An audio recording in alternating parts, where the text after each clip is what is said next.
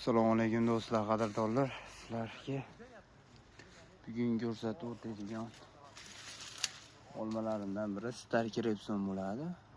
Meva solganiga bitta e'tibor qo'yinglar. Juda ham zo'r holatda solgan, lekin rang yo'q. Chunki nimaga? O'zbekistonda Farg'ona viloyatida yomg'ir yog'maganligi uchun ranglari yo'q. Olma solgan. Mana olma solishiga qaranglar. Starky Repson asli M106 da meva hammasini yetiltirib berish kerak. Biz bitta dorida qo'yib qo'ydik. O'shaning uchun mevalar har xil bo'lib qolyapti. Hammasiga rang yetkazib berish kerak. O'zi asli pastlarga yetkazib bermayapti. Mana bu mevalar qaranglar. Olmada Starky Repsonda sizlarga tushuntirib o'tsam, Starky Repsonda to'kilish juda ham ko'payib ketyapti, to'g'risi.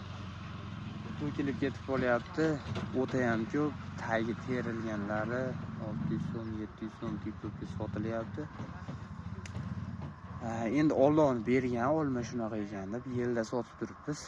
Endi ma'da ko'rib o'tganlaring